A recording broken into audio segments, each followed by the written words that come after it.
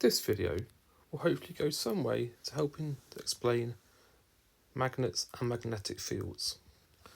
So the basics that we should know about magnets is that they have a north pole and a south pole. These are the ends of the magnets, but it's really important that we refer to them as poles. Now we should know for GCSE that there are three magnetic metals, and they are iron, nickel and cobalt.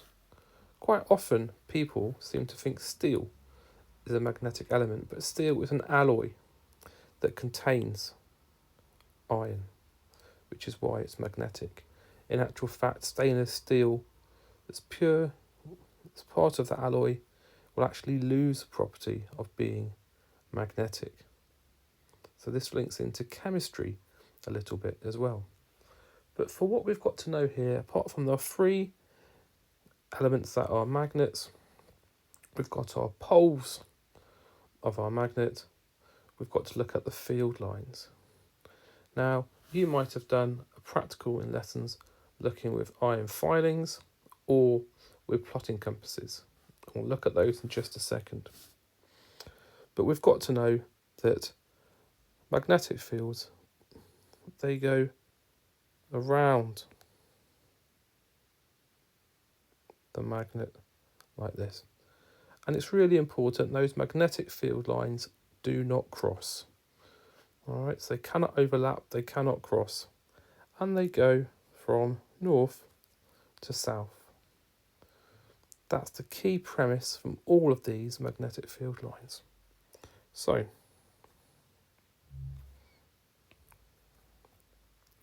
I had a bar magnet here.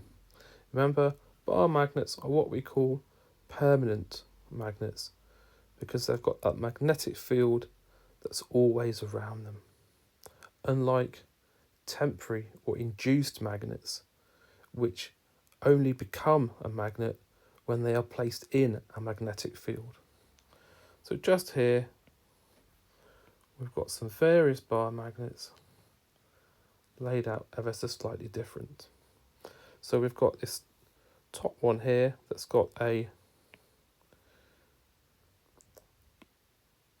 south pole and one here with a north pole. What will these two magnets do? What's that key word that we've got to look at?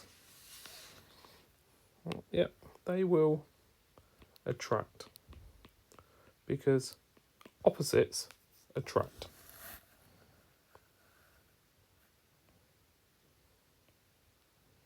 Remember, they will go from north to south. This south pole here is next to this south pole here. What will these do? That's right, they will repel. And so they will push apart from each other. The field lines will push apart.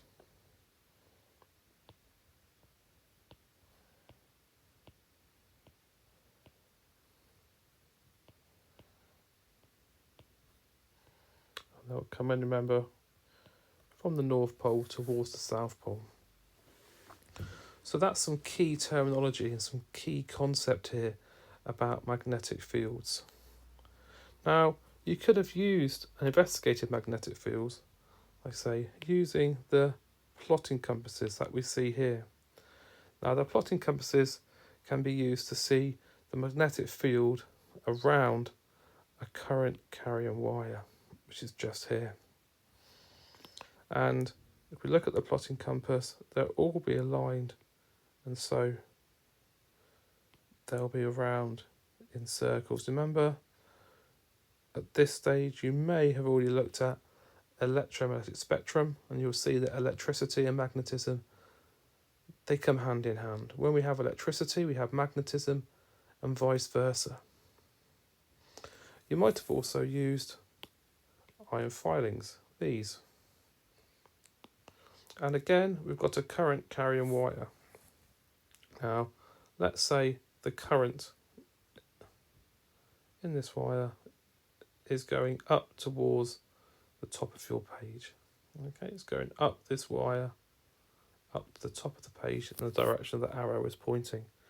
We can quite clearly see that we've got these concentric circles where the iron filings are, where it's being attracted to the magnetic field lines. Now, we can look at our right-hand rule to show the direction of these current field lines. If we don't have a plotting compass, we can use your right hand. Let's see if this works. Here's one I made earlier in the style of Blue Peter. So we've got our right hand. You can see not all scientists are artists, but you see your thumb is pointing up in the direction of the current, and your fingers will wrap around that wire, and that is a direction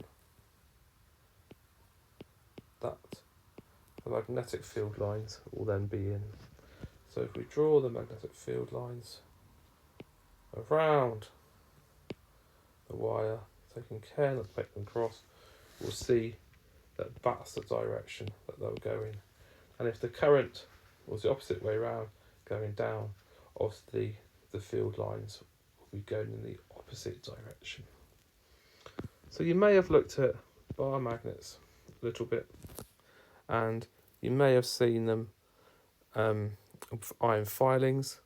We can see here, we had two bar magnets. There's one pole, there's another pole, and you'll see, take a guess, that this was the north pole and that was the south pole. And you can see the magnetic field lines are being attracted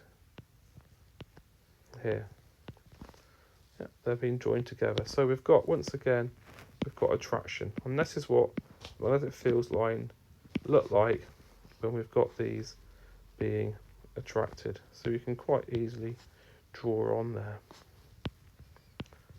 Where we've got more field lines, such as this area here and here, you'll notice that this is mainly around the poles. Now, it's around the poles because there's more field lines in that given area. So the magnet is stronger where there are more field lines